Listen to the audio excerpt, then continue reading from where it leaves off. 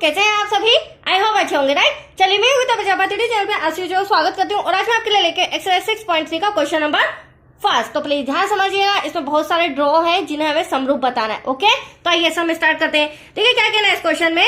बताइए कि आकृति 6.34 में दिए त्रिभुजों के युग्मों में से कौन कौन से युग्म समरूप है। ठीक है, उस समरूपता कसौटी को लिखिए जिसका प्रयोग आपने उत्तर देने में किया है तथा साथ ही समरूप त्रिभुजों को सांकेतिक रूप में भी व्यक्त करके बताइए। तो देखो, सबसे पहले तो मैं आपको बता देती हूँ, हमें हर पॉइंट में, जैसे कि ये फर्स्ट पॉइंट है, इस तरह के 6 सम दिए गए हैं। 6 ही सम में हमें 2 त्रिभुज दिए जाएंगे। ठीक है, उन युग्मों में से हमें बताना है समझकर कि यह समरूप है या नहीं, और अगर समरूप है तो उसकी समरूपता कसौटी को भी लिखकर बताना होगा। तो यह इंपॉर्टेंट पॉइंट ये है बच्चों कि समरूपता कसौटी क्या होती है। तो सबसे पहले हम वो समरूपता कसौटियां जो कि 3 इंपॉर्टेंट होती है वो मैं समझा देती हूँ, उनका बेसिक पॉइंट समझा देती हूँ, उसके बाद फिर हम इन ड्रॉ को सोल्व करेंगे। That's clear.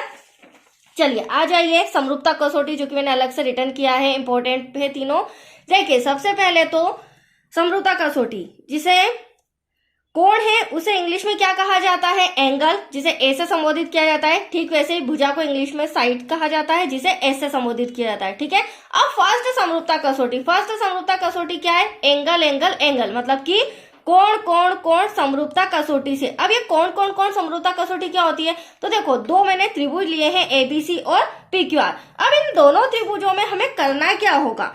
एबीसी की अगर बात करूं तो इसका एंगल जो ए है, पीक्यूआर की बात करूं उसके एंगल पी के बराबर होना चाहिए, मतलब कोण ए संगत होना चाहिए कोण पी के, ये दोनों कोण आपस में बराबर होना चाहिए।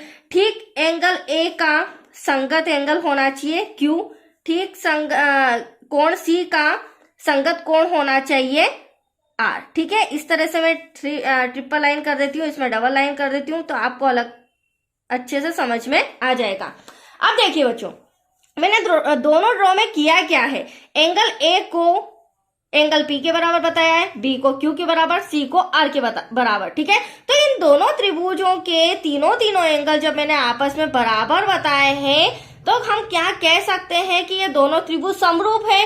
बट समरूपता कसौटी क्या लगेगी? कोण कोण कोण, मतलब कि कोण कोण कोण समरूपता कसौटी से त्रिभुज एबीसी समरूप है त्रिभुज पीक्यूआर के, और ये जो साइन है ये सांकेतिक चिन्ह है समरूप का। ठीक है, तो पहले तो समरूपता कसौटी क्लियर हो गई। अब दूसरी हमें क्या दी गई है? दूसरी दी गई है साइड साइड साइड, मतलब कि भुजा भुजा भुजा समरूपता कसौटी से। अब भुजा भुजा कैसे? तो देखो, त्रिभुज एबीसी की बात करूं तो इसकी एबी भुजा आप देख रहे हैं, ये वाली, ये बराबर होनी चाहिए त्रिभुज पीक्यूआर में पीक्यू भुजा के, राइट।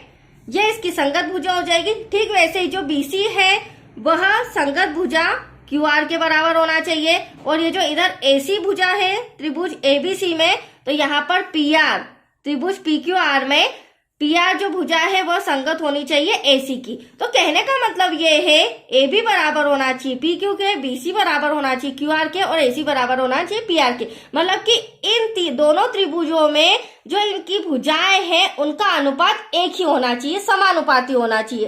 कहने का मतलब ये है आपस में बराबर होने चाहिए, और जब ये दोनों त्रिभुजों की भुजाएं आपस में बराबर होंगी तो हम यहाँ पर कौन सी समरूपता कसौटी लागू करेंगे? भुजा भुजा भुजा या साइड साइड साइड समरूपता कसौटी से त्रिभुज एबीसी समरूप है त्रिभुज पीक्यूआर के। That's clear. अब जो थर्ड नंबर का है वो इंपॉर्टेंट है, ध्यान से समझिएगा।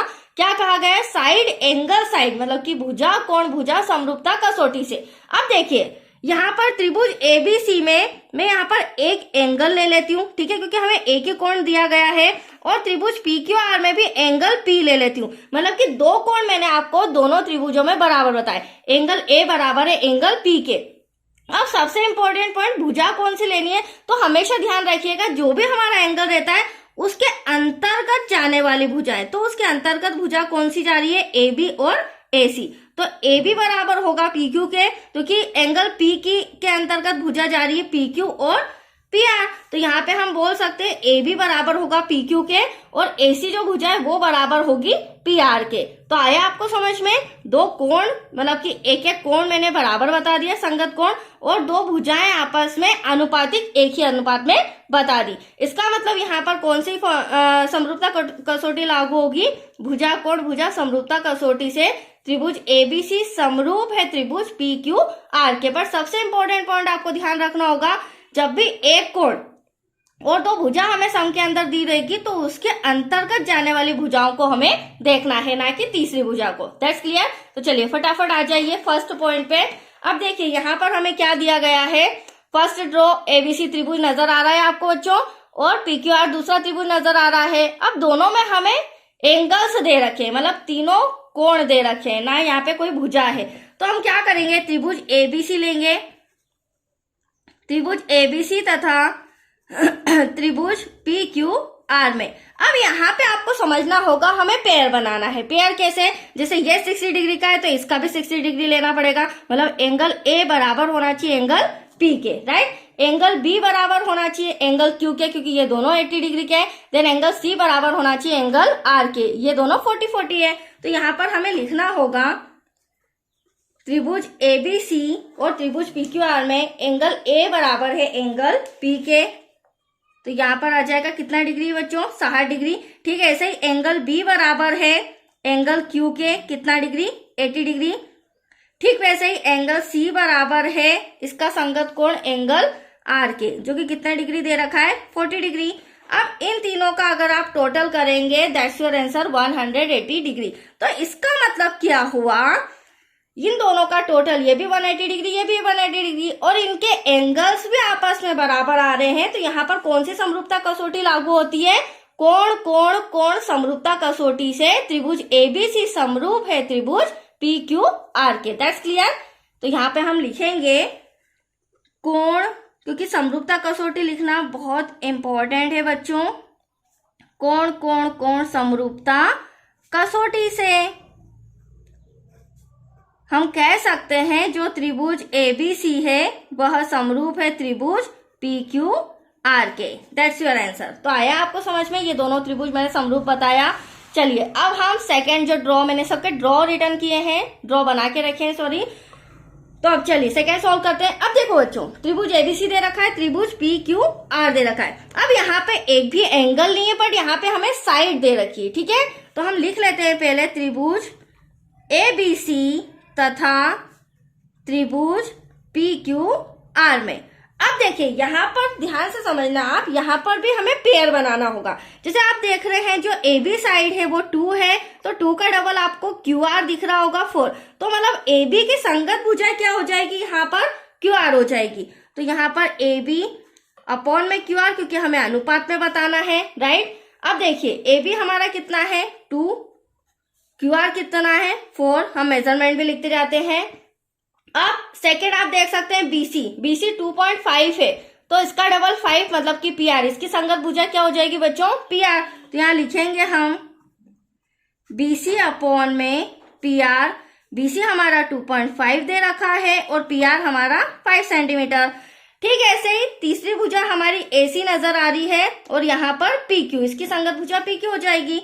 तो पेयर क्या बना, AC अपॉन में PQ बराबर में 3 अपॉन में क्या आ जाएगा 6। अब देखिए, अब इसे हमें सॉल्व करना होगा। सॉल्व करने के बाद हमें पता चलेगा कि इनका जो अनुपात आ रहा है, दोनों त्रिभुजों की भुजाओं का जो अनुपात आ रहा है वो एक ही आ रहा है या अलग अलग। हाँ, अगर एक ही अनुपात आता है तो दैट्स योर आंसर, ये दोनों त्रिभुज आपस में समरूप है। तो चलिए अब हम सॉल्व करके देखते हैं। देखिए बच्चों, 2 1 2 2 2 4, तो यहाँ पर बचा 1/2।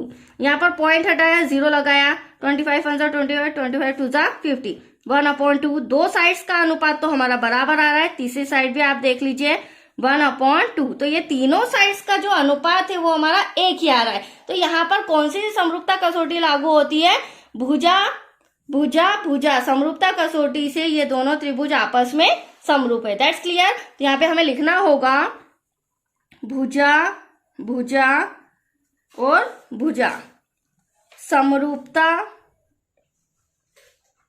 कसौटी से त्रिभुज ABC समरूप है त्रिभुज PQR के। तो आया आपको समझ में बच्चों। चलिए अब हम आ जाते हैं थर्ड पॉइंट पे। ये रहा हमारा जिसमें मैंने ड्रॉ बना के रखा है। अब देखिए, अब हमें त्रिभुज दे रखा है LMP, राइट, और दूसरा दे रखा है DEF में। तो यहाँ पे पहले लिख लेते हैं त्रिभुज LMP तथा त्रिभुज DEF में। अब देखिए यहाँ पे भी कोई एंगल नहीं दे रखा है, तीनों साइड्स दे रखी है। तो अभी मैंने आपको ट्रिक बताया, हम पेयर बनाएंगे। तो यहाँ पर आप देख सकते हैं 2 सेंटीमीटर दिख रहा है MP, तो 2 का डबल 4, मतलब कि जो DE है इसकी संगत MP की संगत भुजा हो जाएगी DE। तो यहाँ पर लिख लेते हैं हम MP अपॉन में DE बराबर है 1 सेकेंड, चलिए, हाँ, MP अपॉन में DE बराबर है 2 अपॉन में 4, ठीक है। अब ये एक संगत भुजा देख ली। दूसरा आप देख रहे हैं LP जो कि 3 सेंटीमीटर है, इसकी संगत भुजा 6 सेंटीमीटर जो कि DF हो जाएगी। तो यहाँ पर हम लिखेंगे LP अपॉन में DF, तो ये हो जाएगा 3 डिवाइड में हो जाएगा 6, राइट। अब तीसरी साइड हमारे पास LM है और यहाँ पर बची EF, बट इसका पेयर नहीं बन रहा है। आप देख सकते हैं ये 2.7 है और ये 5 है, बट फिर भी हमें लिखना तो पड़ेगा LM अपॉन में EF equals to 2.7 centimetre divide में 5। अब देखिए सॉल्व करके देखते हैं इनका अनुपात एक ही आ रहा है या नहीं। तो 2 1 2 2 2 4 1/2, 3 1 3 3 2 6 1/2, ये दोनों साइड्स तो हमारी बराबर आ रही है। अब तीसरी साइड अगर मैं देखूं, उसे पॉइंट हटा के सॉल्व भी करूं, दैट्स व्हाई आंसर 1/2 नहीं आ रहा है, मतलब कि हमारा यहाँ पर तीसरी भुजा नहीं आ रही है, इसका अनुपात 1/2 नहीं आ रहा है। तो यहाँ पर क्या कह सकते हैं हम, जब तीनों भुजाओं का अनुपात एक ही नहीं आ रहा है तो त्रिभुज LMP समरूप नहीं है त्रिभुज DEF के, राइट। तो यहाँ पर आंसर में लिखेंगे अतः, क्या लिखेंगे बच्चों, अतः त्रिभुज LMP और त्रिभुज DEF आपस में समरूप नहीं है, बराबर नहीं है, क्योंकि इनकी संगत भुजाएं आपस में बराबर नहीं है। That's clear. चलिए आ जाते हैं फटाफट 4th नंबर वाले ड्रॉ पे। फटाफट समझा रही हूँ क्योंकि बेसिक पॉइंट मैंने समझा दिया है, ज्यादा डिफिकल्ट नहीं है, बहुत ही इजी है। देखिए अब हमें त्रिभुज दे रखा है MNL और PQR में। तो यहाँ पर त्रिभुज हम लिख लेते हैं MNL तथा त्रिभुज PQR में। अब देखो ये थोड़ा सा इंपॉर्टेंट है, ध्यान से समझिएगा बच्चों। यहाँ पर हमें एक एंगल दे रखा है, जब भी हमें ड्रॉ में एक एक एंगल दिया होता है और 2 साइड दी रहती है तो थोड़ा सा अलर्ट हो जाना, राइट। देखिए एंगल M तो बराबर है एंगल Q के, क्योंकि ये संगत कोण आपस में बराबर है। अब मैंने इंपॉर्टेंट क्यों बताया है, जो भी हमारा एंगल होता है उसके अंतर्गत हमें साइड लेना है, उससे जुड़ी हुई भुजाओं को हमें लेना है, राइट। यहाँ पे भी QR और यहाँ पे भी QP, ना कि ये तीसरी साइड को, ठीक है। तो आप देख सकते हैं इसकी MN और इसकी ML हो जाएगी और यहाँ पे QR और QP। तो सबसे पहले तो हम एंगल लिख लेते हैं, एंगल M बराबर है एंगल Q के, क्योंकि ये 70 डिग्री है, संगत कोण आपस में बराबर है। अब साइड लेते हैं हम MN, तो यहाँ पर 2.5 है, इसकी संगत भुजा हो जाएगी PQ। तो यहाँ पर MN अपॉन में हो जाएगा PQ बराबर 2.5 डिवाइड में हो जाएगा 5, राइट। ठीक इसी तरह अब दूसरी साइड संगत, मतलब इसके अंतर्गत कोण के अंतर्गत दूसरी साइड ML नजर आ रही है और यहाँ पे QR नजर आ रही है, ठीक है। तो यहाँ पे हम पहले ले लेते हैं ML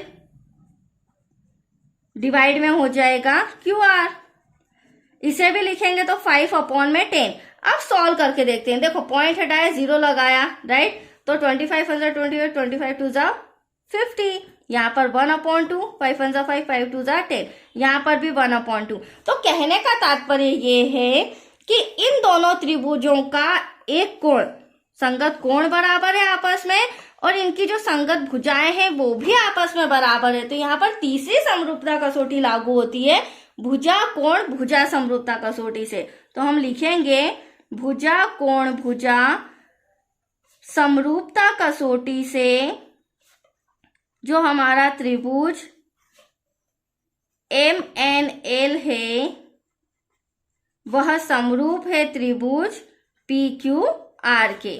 तो आया आपको समझ में। चलिए नेक्स्ट हमारा है ड्रॉ 5th नंबर का। अब यहाँ पर हम इसे सॉल्व करेंगे, राइट। देखिए 5th नंबर के ड्रॉ में समझना, हमें त्रिभुज दे रखा है ABC और त्रिभुज दे रखा है PQR।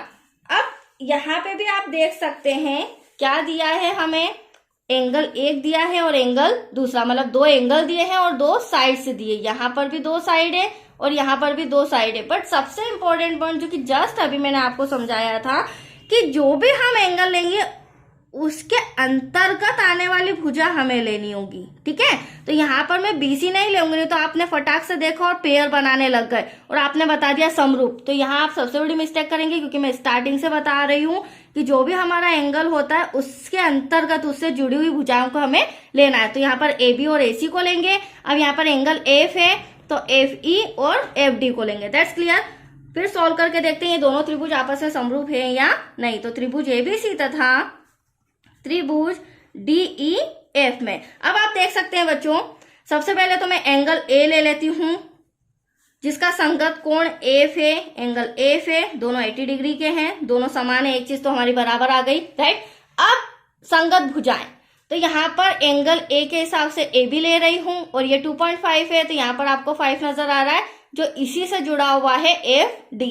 तो यहाँ पर पहले तो मैं ले रही हूं ए बी अपॉन में एफ डी बराबर है, ए बी हमारा 2.5 हो जाएगा, एफ डी हो जाएगा हमारा 5। अब यहाँ पर ध्यान से समझिएगा, अब मैं एसी ले रही हूँ, यहाँ पर 3 सेंटीमीटर नहीं लेंगे क्योंकि मुझे तो अंतर्गत भुजा लेनी है। तो एसी आ जाएगा और यहाँ पर इस कोण के अंतर्गत भुजा एफ ई है, ठीक है। तो यहाँ पर हम ले लेते हैं एफ ई इक्वल टू, अब आप देखेंगे यहाँ पर एसी तो हमें दिया ही नहीं गया है, मेजरमेंट है क्या हमारे पास, नहीं, बट एफ ई हमारे पास 6 सेंटीमीटर है। तो यहाँ पर क्या हो रहा है, अगर मैं मान लो इसे सॉल्व भी करूं तो यहाँ आएगा 1/2।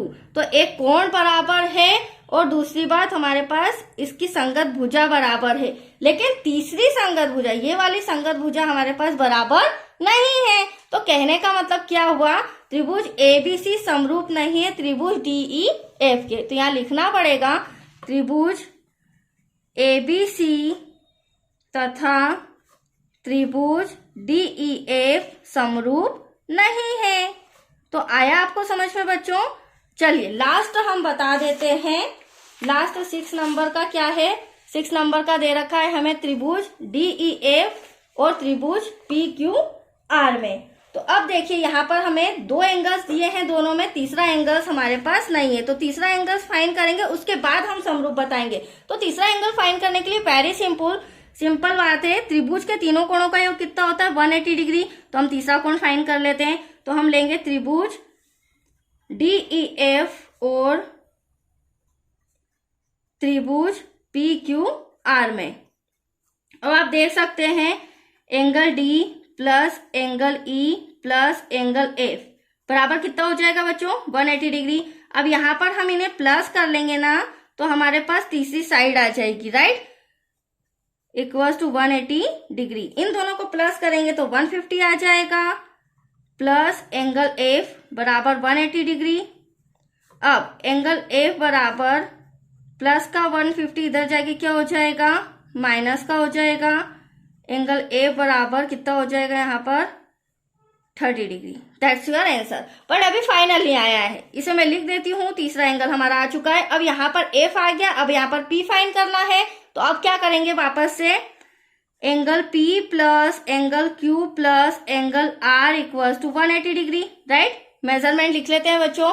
पी तो हमें फाइंड करना है, क्यू हमारे पास 80 डिग्री है और आर हमारे पास 30 डिग्री है, इक्वल्स टू 180 डिग्री। इन दोनों को प्लस करेंगे 110 आ जाएगा, इक्वल्स टू 180 डिग्री। और प्लस का एंगल पी तो हमने लिखा ही नहीं, इट्स ओके। अब नेक्स्ट स्टेप में 110 प्लस का इधर आके माइनस का हो जाएगा, राइट। तो angle P equals to minus करेंगे तो यहाँ भी आएगा हमारा 30 डिग्री। अब आप देख सकते हैं एंगल पी भी हमारा क्या आया है 30 डिग्री। अब इन दोनों त्रिभुजों को हमें समरूप बताना है। तो समरूप बताने के लिए हम क्या करेंगे, संगत कोण बराबर लेंगे। तो त्रिभुज डीईएफ में जो एंगल डी है उसका संगत कोण यहाँ पर क्या है, सॉरी यहाँ पर 70 आना चाहिए, मैंने मिस्टेक कर दिया जल्दबाजी में, क्योंकि वीडियो काफी बड़ा हो रहा है। कोई बात नहीं, थोड़ा सा मिस्टेक चलता है, इट्स ओके। चलिए बच्चों, तो ये 70 डिग्री। तो एंगल डी बराबर है एंगल पी के, क्योंकि कोण डी का संगत कोण पी बराबर है कितना है 70 डिग्री, राइट। यहाँ पर एंगल ई इसका संगत कोण क्यू आपस में क्या है बराबर कितने डिग्री के हैं, 80 डिग्री के। यहाँ पर एंगल एफ, इसका संगत एंगल आर बराबर है 30 डिग्री, और इन तीनों को अगर आप प्लस करेंगे दैट्स योर आंसर 180 डिग्री। तो कहने का मतलब ये है बच्चों, ये दोनों त्रिभुजों के तीनों कोण आपस में संगत कोण बराबर आए हैं। तो यहाँ पर भी हम कौन सी समरूपता कसौटी लगाएंगे, कोण कोण कोण समरूपता कसौटी से। जो त्रिभुज एबीसी है, सॉरी डीईएफ है, वह समरूप है त्रिभुज PQR के। That's your answer. I hope आपको समझ में आया हो। ये सब हमारे कंप्लीट हो चुके हैं बच्चों। अब नेक्स्ट वीडियो मिलेगा आपको क्वेश्चन सेकंड से रिलेटेड। ओके, थैंक यू बच्चों।